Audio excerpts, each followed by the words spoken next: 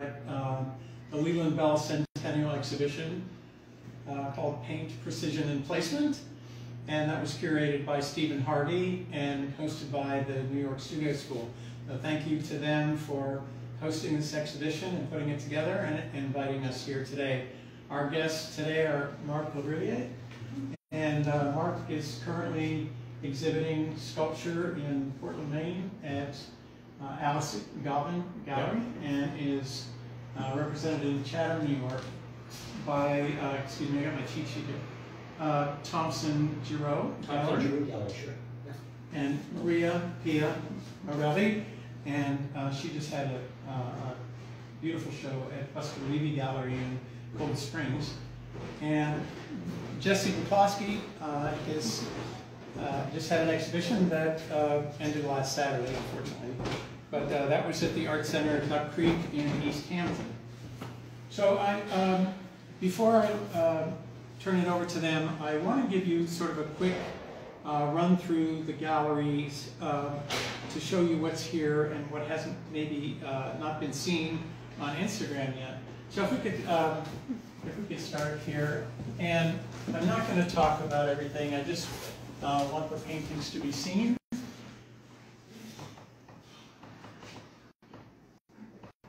And we're going to move pretty quickly.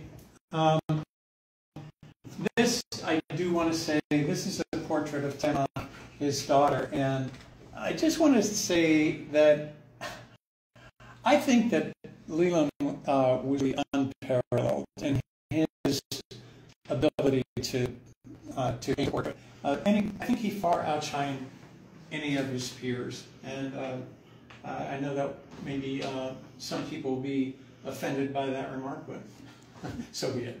Anyway, this painting, which Mitchell spoke about last time, I don't want to do it again. I love the painting.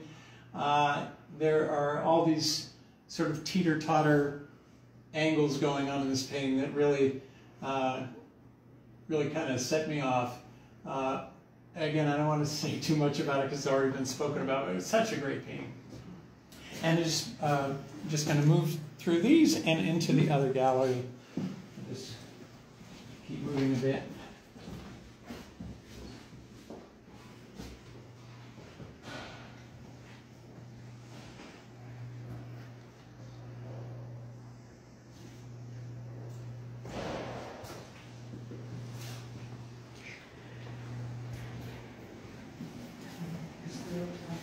And we're just going to go right into the next gallery.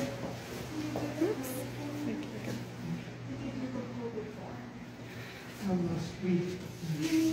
This is such a little gem. Love this thing.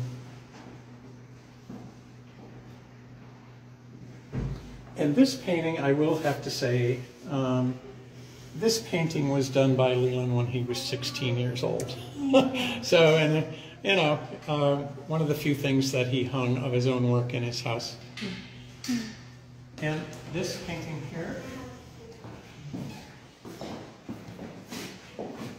I just want to say about this painting that it's remarkable to me that he can run through this succession of planes and not lose his sense of gravity. I mean, it's remarkable to me that this figure doesn't look like she's falling over. And I get that sense with other paintings of his as well. And I think that, you know, the other paintings in this room have already been shown on Instagram, so I want to go right into the next one.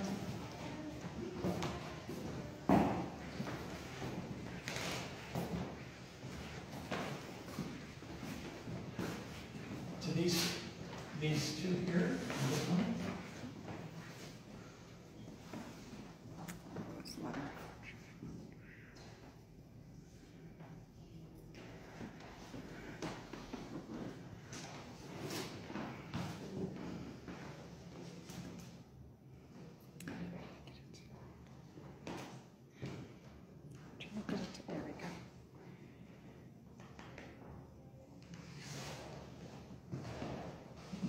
And this, let's go to this one here. This one here, I do get the sense that he would, you know, sometimes I get the sense in some of these things that are unfinished that he intends to really paint through them rather vigorously in a sweeping horizontal way. And this painting looks like it's completely set up for that. This painting, which is such a great counterpoint to the one that we discussed last week, was done 15 years later, and it's really kind of a adaptation of the same idea. I don't want to labor that too much because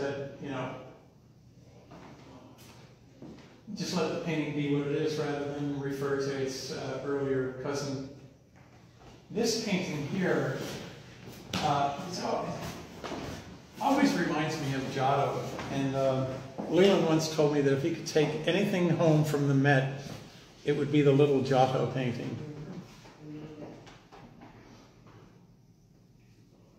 And then I'm not going to go to the last one because it's going to be discussed later today by one of our guest artists.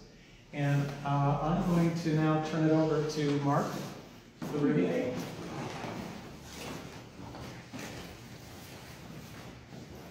I chose to mainly focus on this painting.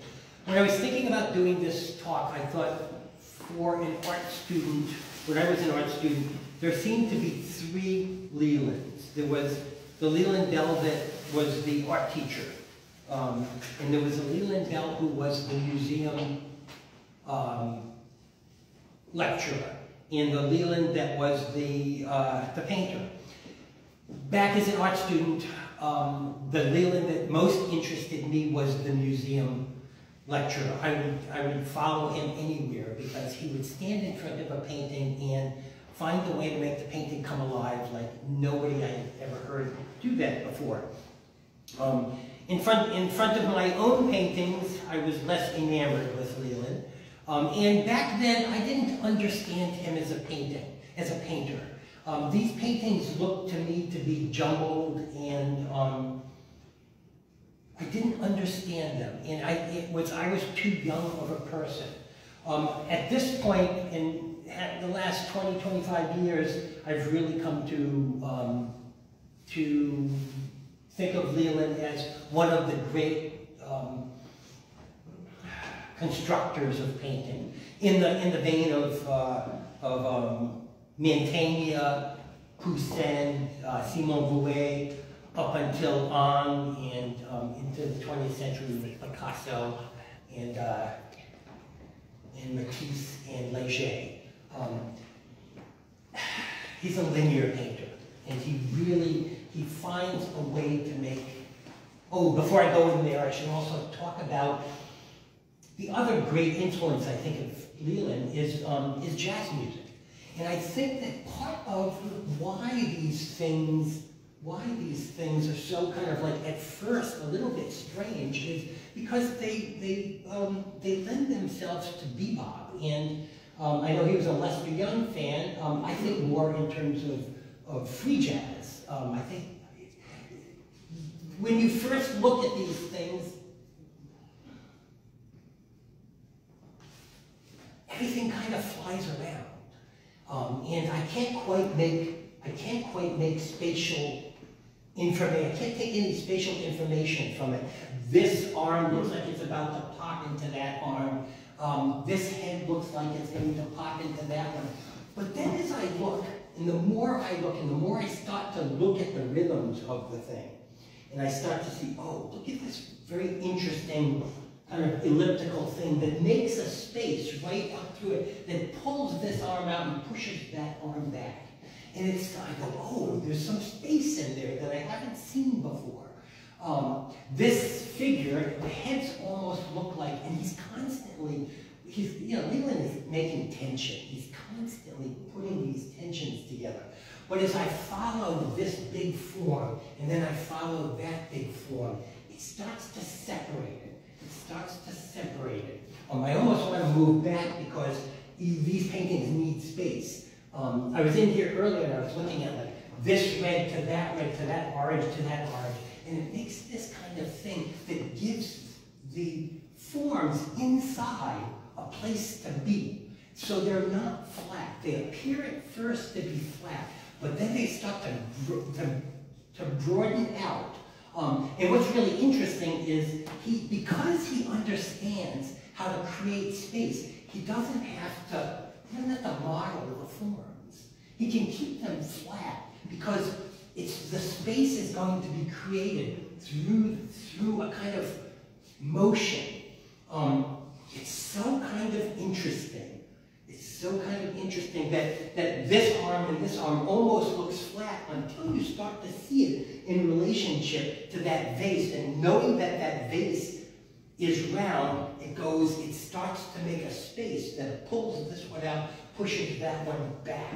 And the same thing happens, like this and that is flat. But then another form comes up that pulls this one out, pushes that one back. It's really kind of brilliant. It's very high concept. Leland didn't talk about painting like a conceptual artist, but he really was a conceptual artist, not in terms of a concept that brought one outside of the painting, but in terms of a concept that made you understand the form. It gets really exciting. So then, as I look at this thing, I think, oh, look at these huge, big forms. Big form, and then there are these tiny little forms that just go that pull through the kind of rhythm of those blues. And as I'm sitting here talking like this, I go, oh no, am I imitating Leland? I'm imitating Leland. And that's kind of what I learned from him, and that's kind of what I see in his work. And it's kind of nice to imitate him and bring his language back alive. Because that's how he spoke in the museum. He was constantly finding a way to pull this, how is this form pulled out? And then the rhythm of that round thing with the rhythm of this round thing that pushes it back. Always being pushed back in space, never flat, but then always being brought back to the tension of the flatness. It's kind of a brilliant thing. What's really interesting about Leland is, and forgive my pun, is that he puts everything on the line. He does not ever hide things in what he called cuisine, hide things in the paint, or hide things in the mist. He puts everything right on the line. So he's not ever suggesting, he's making. I'm going to make the form, I'm not going to suggest the form. So there's never a place where it feels like it's kind of hiding in the mist. It's not. It's always brought up. Boy. If they're exciting. They're exciting.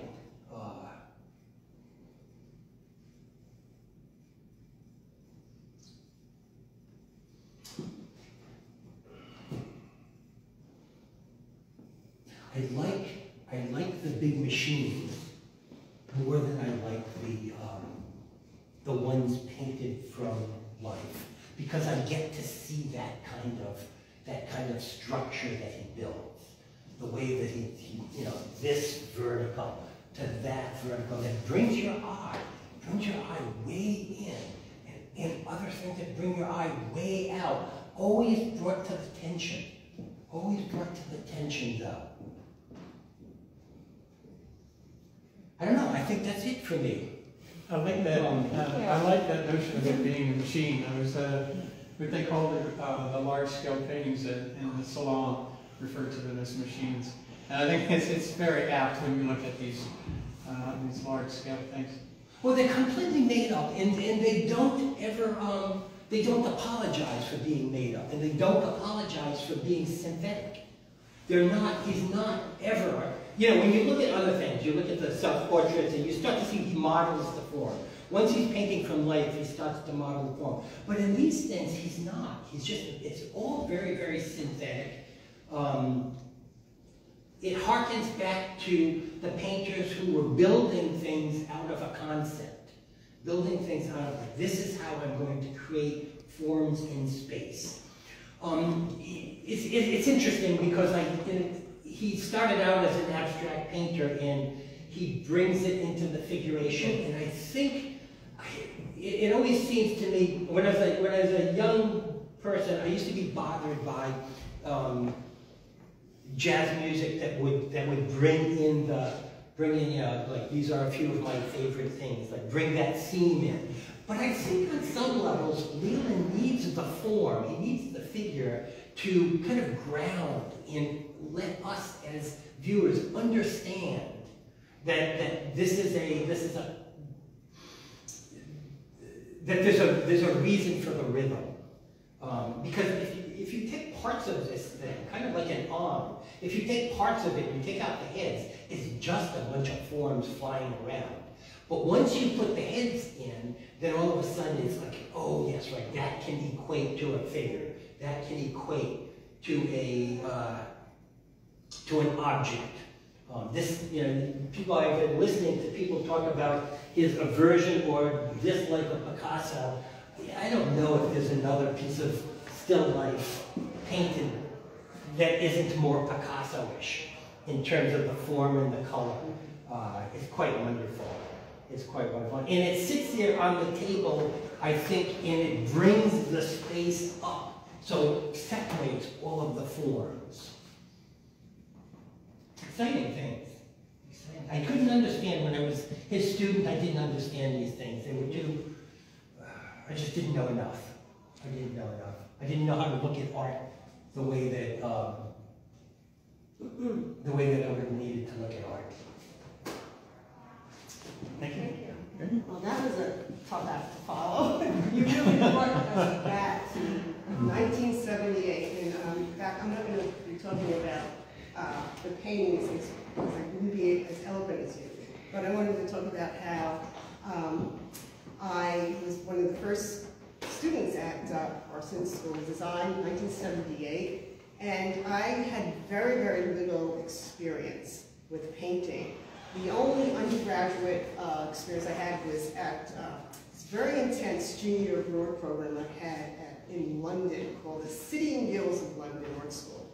And that was it. So I'm going to be looking at my notes because the teleprompter is not working. So I'm going to just look here and see what I have to say about the fact that, I considered myself at that time as an illustrator and a printmaker.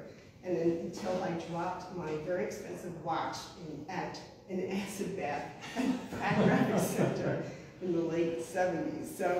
So here I was in a class of 20, 10 boys and 10 girls, where about 98% of the students had gone to a well-known graduate program, undergraduate school, and came to Parsons specifically to study with Leland. And I knew nothing of the man, and very little about painting. And I think I was admitted, this is true, because I was untainted by the philosophy or had a style that had to be deconstructed, right? I was like a blank canvas, to make a very corny metaphor, so that I could be shaped and molded by Parsons' approach to painting, which was a little bit like the Seinfeld series, often described as a show about nothing. No actual teaching of how to do it, but the school was set up to show how artists find their focus from painting the model of still life in this beautiful space in a skylit atelier. So I'm sure though the routine was a little upsetting for some experienced students who wanted, their own studio space where they could have some big ideas, working on them. But it was really perfect for someone like me, who I needed a little bit more time at the painting at the easel. And in the first year we had established artists John Helliker, Bruce Ganger, Jonathan Silver, Paul Rosado, and Friends of Resca, who would also draw and paint along with us and comment on and to critique our work. But the most revelatory part of the week came on Friday, when you weren't there. When Leland would show up and give passionate, exciting lectures on various artists and make the rounds looking at our work. Now, I was extremely intimidated by him and did not in the beginning really understand his work, just like Ro mentioned last week and you did, right?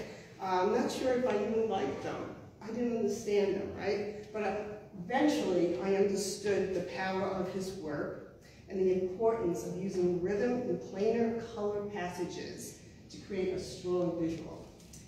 I was becoming aware of how important it was to have the clarity of spatial plasticity in the work.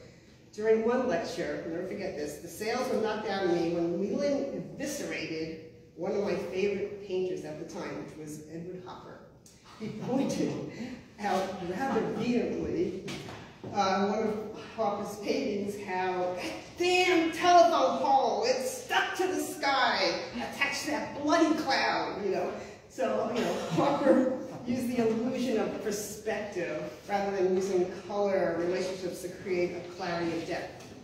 And, you know, Leland made visual his claims of a life force in painting by translating the rhythm of jazz into syncopated beats of color and form, as you can see here.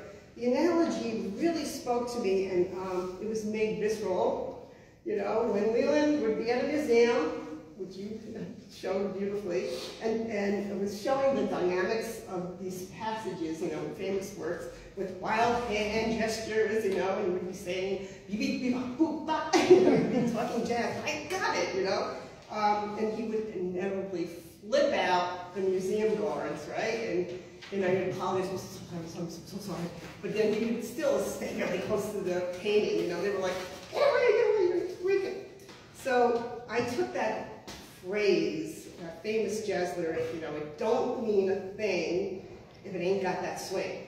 Because any art form, from any art period, needs to unfold the inner workings of a rhythmic force that ensures the wholeness and the ultimate truth. I remember at Parsons we were introduced to mostly the French school of painting, and there was a time when we were actually allowed to copy from the masters right at the Metropolitan Museum of Art. So I copied Chardin, which showed me pure geometry and movement. Corot, the portrayal of light and space in the landscape. Of course, Cézanne showed me structure with the use of horizontal and verticals to make movement, that you can see here, plus curves. Mondrian also helped me not only with the understanding of the grid and syncopated rhythms, but also with graphic design. And by the way, it was the summer of 1980, after I graduated from Parsons, I met a wonderful painter, Abby Goldstein, who introduced me to graphic design and got me out of waiting tables because of that information.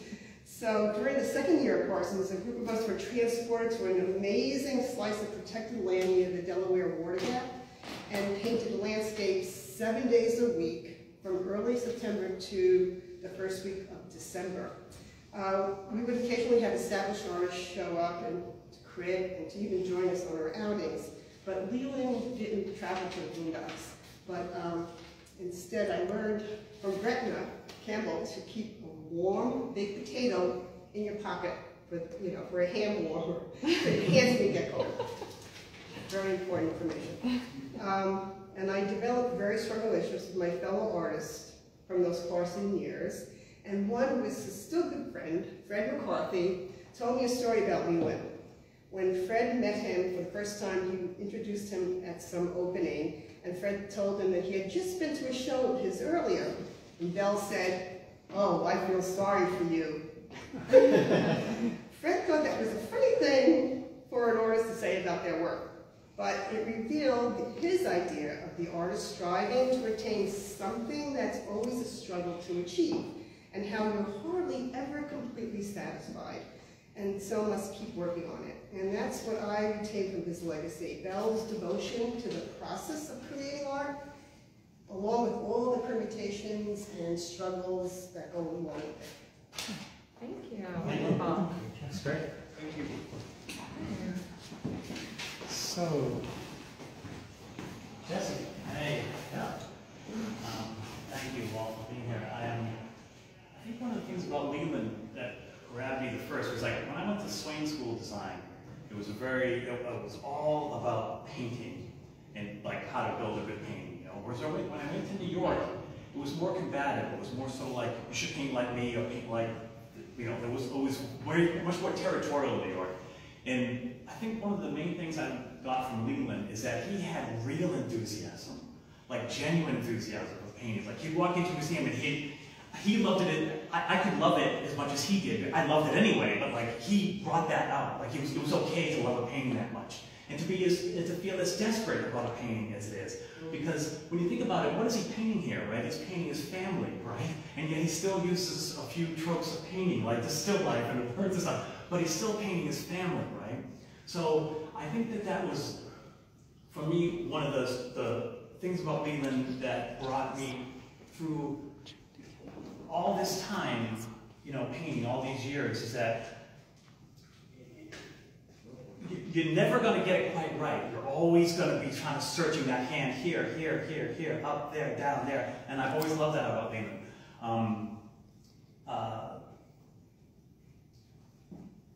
You know, it's difficult to paint after years and years and years, you know.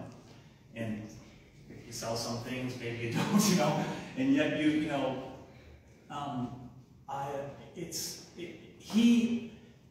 I think one of the things that Leland helped me with is he established in me the craving that is legitimate to want painting, you know? I think that's like that need, that constant vampiric dirt you need to live in as a painter, to constantly think about, well, maybe I move the hand here, maybe I move here, maybe I've chopped the fingers off there, maybe I've dropped it down there. And you can see that is constantly in his pictures. Everyone, although they seem very specific, at the same time, you can just see him moving back in those small spaces. And that is what, for me, Leland has given me after all this time, because he had backbone for painting, you know.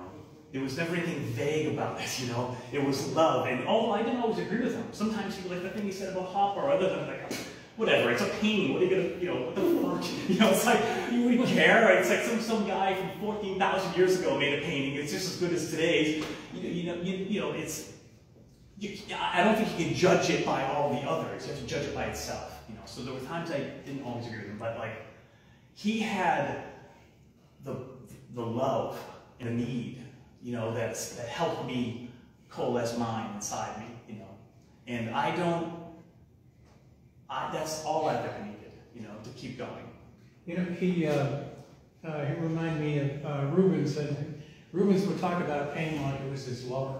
Well, it is, right? I mean, it is. Like, you can have all sorts of other distractions, but, you know, painting is the great love, right? It is the core feeling, right? I mean, like, you know, we can talk about, like, you know, how we made these pictures and everything, but I think he's still painting his family, you know? He's still painting something. And that meant something to him. I think we always, I too, I've always thought about, like, you know, this, the way he put a picture together, but the reality is, he's still painting sex, right? I mean, look at this. He's got a cat killing a bird, death and sex, right? It's death and sex. We can talk all about the form and how he played it together, but it's still love, right? It's still love, it's still gesture. Oh no, he's depressed, she's exalted, the cat has killed the bird. There's something to that, you know? I mean, I found that kind of thrilling in its own way. Same thing with this one. What are they all worried about? They're worried about the butterfly. They got their fruit, they got their water, they got their wine, but no, everyone's concerned about the butterfly. She's making the point. She's trying to stop it. He's like, oh, wait, what is the butterfly for? You know, there's something here about the subject matter, I think, that I always try to, you know, remember. And it's not just about making a painting. He's still painting this. Look at love. It's all about love. You know, it's love. The butterfly. It's a great moment. The beautiful, delicate butterfly and all these hands that could squash it, but they don't. And it's just that right moment when the butterfly gets away. It reminds me a lot of that great scene from, you know, The Seventh Seal, where the guy holds up and goes, I'm going to remember this moment. You know, he has the bowl of milk and the strawberries, and he's like, I have this moment right now before we're all dead. We have the milk and the strawberries. You got your butterfly, you know? You got your other butterfly, you know? You got whatever, the bird, or this one. He's painting moments as much as he's painting these monumental figures and making paintings, you know? And I didn't always agree with Leland, but I've always loved him. You know? And you know, I see these paintings and I'm like, yes, I gotta get back in there and do it again myself, because that is where the energy comes from, because nothing is that's it's worth doing, if nothing else, you know. And I think too, like Leland lost a lot of paintings in a fire, right? He went through a lot. He had cancer. He had a very difficult time, and yet he persevered and made these pictures of his family and these butterflies and these birds and stuff, you know. So that always gives me a little rush, and I need the rush, you know. So I suck on the rush of Leland Bell, as much as many other artists too. But Leland always, he's such power. He made it okay to love it and say, "Fuck you, I love it." You know, Right. I don't care. You know, I love it, and he got great power. And whenever I meet him, I think, well, what would Leland think? You know, or I go to the museum, you walk through, and you're like, oh, Leland talked about this picture. The same thing. I come to the thing. You have these hand gestures, talk about jazz. I will talk about the Rolling Stones. That's my own preference. But nevertheless, you know, that kind of love, I think, is what Leland's always given me. And seeing this show reestablishes the love. Jesse, I think that you brought up something really important, which is when I speak with painters, speak with artist friends who studied with Leland, he's the one that, like, how do I make something that would fit his criteria? It doesn't happen with my other teachers, but it happens with Leland. It's like I want to make something that fits his criteria. His standards were so high. And yes, but he's also painting still lifes, like Picasso. He needs the tropes, so we all do. I still want to make some kind of still life in a painting to some degree and have figures around it, you know. So like there's these touchstones of painting that he was very involved in, and you know that's a grounding thing when we're all, you know, every day is gone. Every day is forward, and pretty soon we're gonna be gone, you know. So you have these things you can establish. And Leland helped me respect my love, you know. That's what I have to say. You know, I remember once I was in his studio, and he had left for a few days, and I was taking care of some things for him. And on his palette, there were just a Jean Brillant, which is sort of a pink, Naples yellow, an orange, a blue, and a black. And they were on his palette. It was like they were simmering on the stove, like he was making some kind of wonderful soup. And I just, you know, the more I look at these, and you know, of course, at one time I was so familiar with them and don't have access to them the way I did when I was younger. But I'm really kind of shocked at how much these colors move within. You know, like I'm looking at this central figure in this. And there is a subtle move from a kind of a, you know, like, and it's really very subtle. Like, I'm sure you can't see it on the Instagram, but if you're standing here, you can pick up on it. This is orange, and it just moves a little bit into magenta there. And he was, and he did things like that all the time, and kept little cans of paint. They were cat food cans that he kept, you know, the plastic top on so that he could keep the paint very liquid like that. And I think that sometimes that gets lost, you know, in reproduction or people just looking at the paintings, and you know. But let me say this. You know, there's a lot today going on about conceptual things and everything. And to me, they're kind of like jokes, you know? It's like, why did the chicken cross the road? And you get the joke, and you go, okay, you know, it's a conceptual piece of art, I get it, wonderful. I could look at this for the rest of my life. I wish that I owned this so I could look at this for the rest of my life. It's not a joke to me. It's not something that I just get it and I'm done with it. It's like a vessel for his deep expression and his love for the act of painting, that he brought him, you know, he brought everything that he could to the act of painting. It's just so remarkable. Well, the last thing I will say is I think that Leland's paintings have the one thing I think paintings really are, is they look exactly the same and exactly different every time you see them. You go to the Broidel painting, Hay Wayne, and we talk about that a lot. Like every time you look at that painting, it looks exactly the same, and it always looks different because it doesn't reflect your mood back to you, it changes your mood. And I think that Leland paintings have that too. Like, you look at them, they look exactly like you remember them, and yet they look different. And I think that's why they live, because they have that. They have what paintings have, what need, what they have the very essence of paint, which is, in my opinion, look different and same at the same time. And I'll never get enough of that. I'll never get enough of that. He spoke also about Matisse that is owned by the Phillips Collection. And it was recently in that show, The Red Studio. I was not that taken, actually, with that painting that the whole show was about. You go into the next room and you see this painting that Matisse did of the studio at Quai Saint-Michel. And Leland loved that, and he said that about Matisse, that among all of the painters of Matisse's day, he had unparalleled access to his own subconscious. And that remark really struck me. I mean, because I don't really think of him as thinking that way, but, you know, I don't think he was talking about, you know, subconscious in the way of, you know, what you think about your mother or whatever. It was more, you know, like you have like a sense of materials and they become your language in a way that other things cannot. And actually there's a great little essay by Paul Klee called On Modern Art, where he discusses the use of the artist's materials in the same way. Just, you know, I don't know, it's just something that I came across recently, and it just made such an impression on me. Just pass along. Do we have questions? Yeah, let's go ahead and ask for any questions from our Instagram community. Please just type them in and we'll receive them here at our end to ask our wonderful speakers. But I have a question while we're waiting. I wonder if you could speak a little bit more about the black and the black line. I think during the panel discussion, Michael, you had typed into the chat a bit more information about Yes, and people talked around that, but they didn't really pin it down.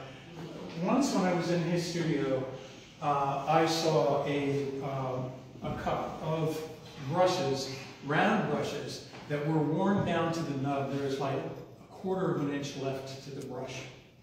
And I knew when I saw them, I said, this is what he's using to make his lines. And then, I mean, I tried it and I tried it and I tried it, and then he was looking at my paintings and he said, you know, Michael, this is what I do when I'm making, and he told me that in fact is what he used to make that line. And it varies quite a lot. I mean, if you see, in some of these paintings, it's quite bold, and the paint is ample, you know, on the brush, and really coming down in a way that would maybe in a léger, for example. But if you look at it in this painting here,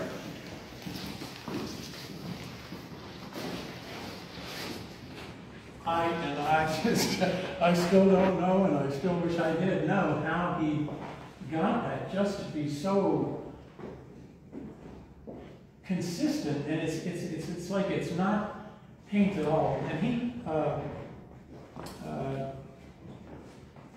And he wasn't a great enthusiast of people, you know, throwing a lot of paint around. You know, it was really that you understood what you were making and you made it, and a lot of this other stuff was just kind of noise. And that's kind of the way that I feel about these lines, is that they function very well, and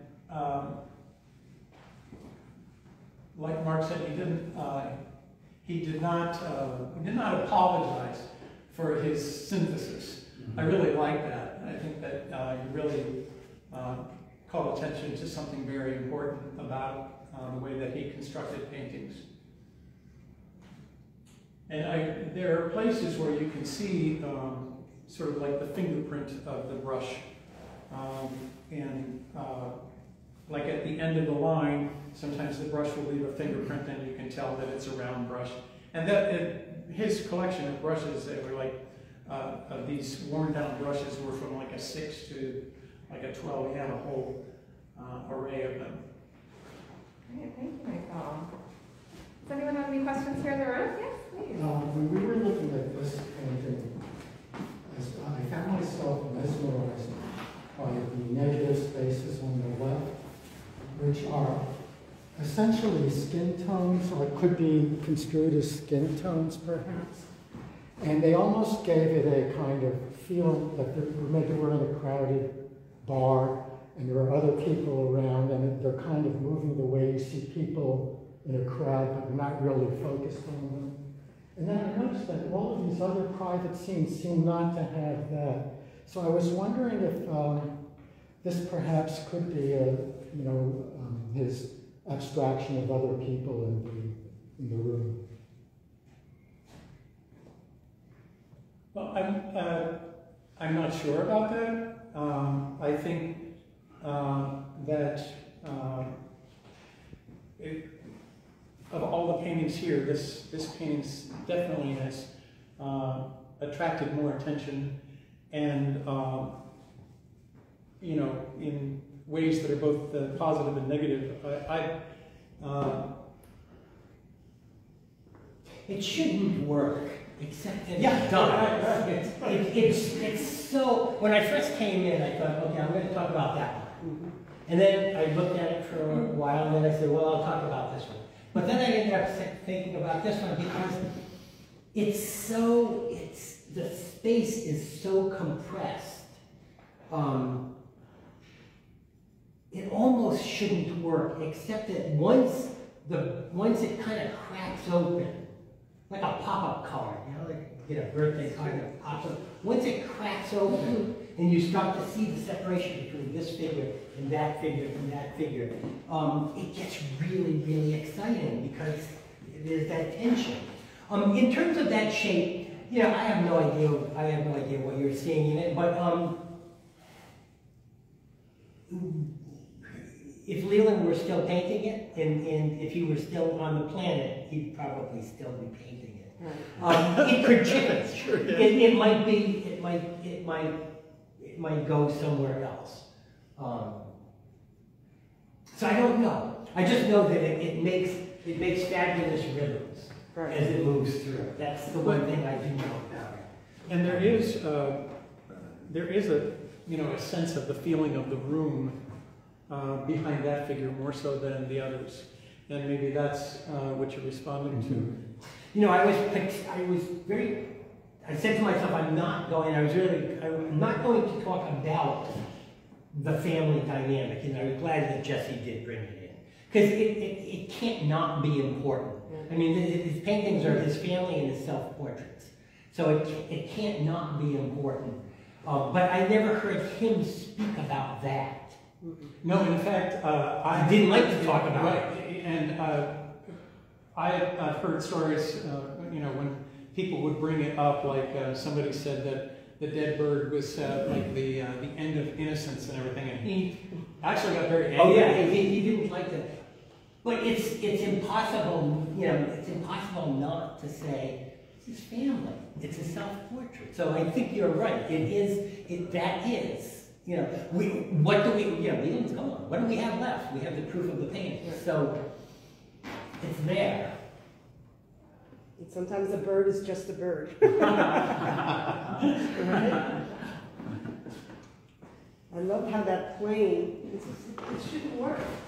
This larger space, it goes back, but it separates this blue from that blue, right? And all eyes are obviously, going in this diagonal direction, so it's got so much going on that, again, it shouldn't work, but it goes back, and it's jazzy.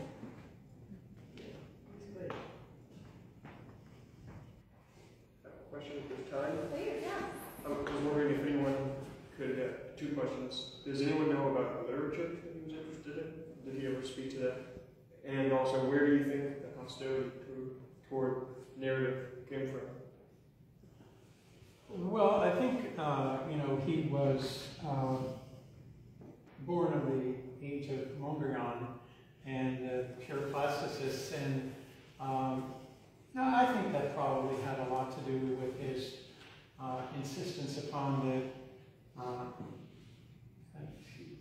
terms kind of don't really do it justice, but the physicality of the physical work and how it functions as a quote-unquote machine, I think was important to him. And also think that when you look to see, and you see so many paintings that, like they'll suggest, okay, I'm suggesting this form, or, no. I wasn't want to hear that. I'm not suggesting it, I'm insisting on it, and that, and especially, in contrast to the New York school, for example, that he was not too fond of the New York school, and let that be known on several occasions and quite forcefully. And I think, there's quite a lot he would talk about that. He says you don't even have to say it yourself, you just have to let the critics build that fog around you, I think he was very jealous of the field of painting and protective of the field of painting. And in that sense reminded me of his Chardin, who had really a great love for the tradition. He once told me about Chardin getting off on Coptic painters, Egyptian mummy painters. A couple thousand years between them and Chardin. They talk about one professional really getting off on another professional. He was also of the generation that got the rug kind of pulled out from them. So abstract expressionist was going on, and these painters were students of that. Leland reluctant. He wouldn't show up to Hans Hoffman's studio, though Louisa did, and all of his contemporaries did. And so on some levels, they were kind of like, they were the offstage waiting to be the next generation of artists. And then the 60s showed up with pop art, all of this stuff, minimalism, that kind of put them to the wayside. And so they didn't have, their careers were not where they thought they were going to be from the look of their teachers. So I think that was part of the animosity that Leland had to the New York school. I think that he just, he didn't know what to do with that part of it. The other thing is that as an artist, he was somebody who he was drilling into his own work. So I would think that it would be the thing that he would hold to and let the other artists do what they're doing, and I don't really believe that they're up to the standards. But I'm going to keep working this way. Well, Hilton Kramer said he paid the price for that.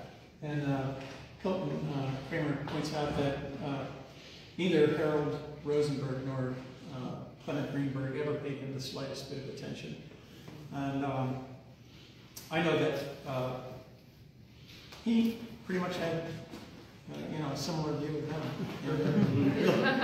really couldn't care less. I mean, it would have been nice for him had he had more financial success. And it's just remarkable to me the things that he was able to accomplish, and especially this painting I mean, he had these trap doors put into his home so he could drop the painting down through the floors.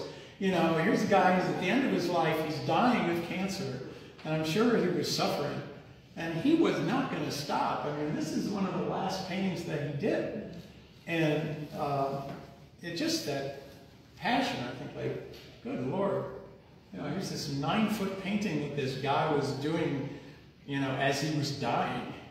And I just, I don't know. After a while, words don't really say much. Is the butterfly just a butterfly in that one? Or What's that? is the butterfly just a butterfly? Or could it perhaps symbolize something about his feelings? That's I the thing would we refer you talk back to about. our earlier conversation. Right, that's the thing He we would talk would about. just say, there is a great poem by Arp, and I know that Arp was one of his, favorite artists early on when he was kind of forming his abstract language, which Arp says, the butterfly represents a moment in your life in which the dawn awakens on your lips. No, I've always thought about that in relationship to these paintings, but I was never going to say that to Leland. Knowing now that he was dying of cancer at the time just made me wonder. Oh, he was painting it much earlier. Yeah, this one here is 15 years earlier. And someone mentioned, maybe it came from Baltus's painting, The Moth, which it is a very, half a similar painting. There is an upright figure and the butterfly. And, of course, he knew Baltus and learned a great deal from Baltus, I think. So it could be that as well. We have one final question.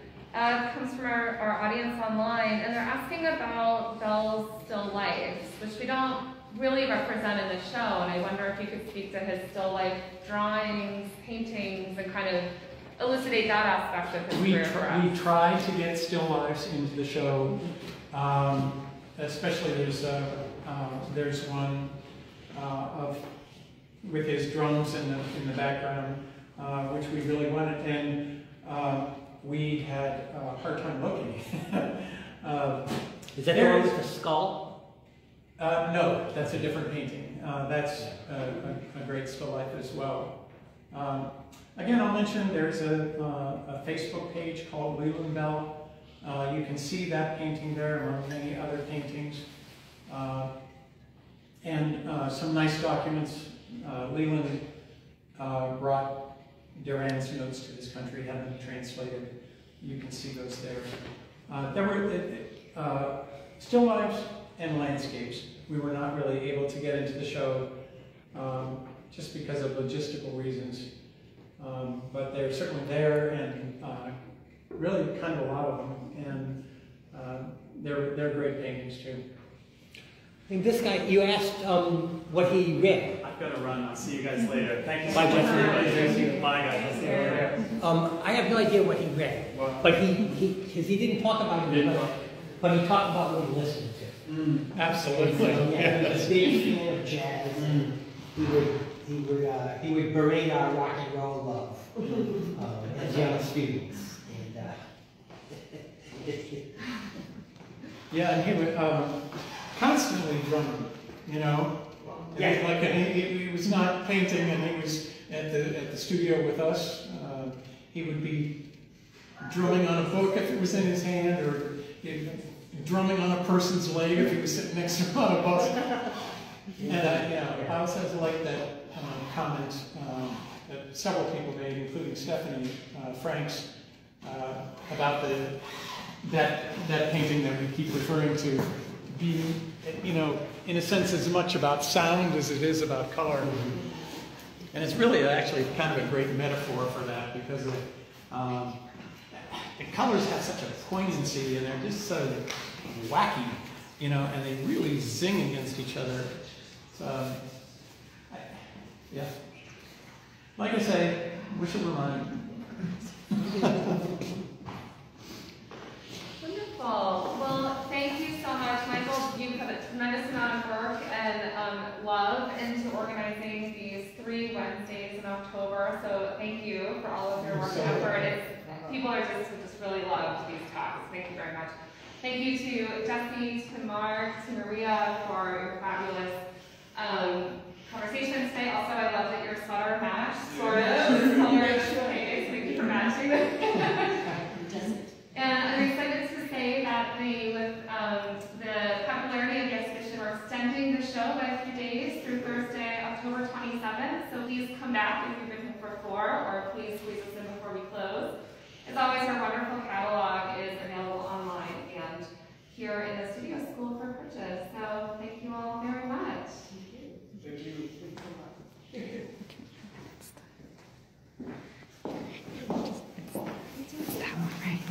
2 months I get to see you.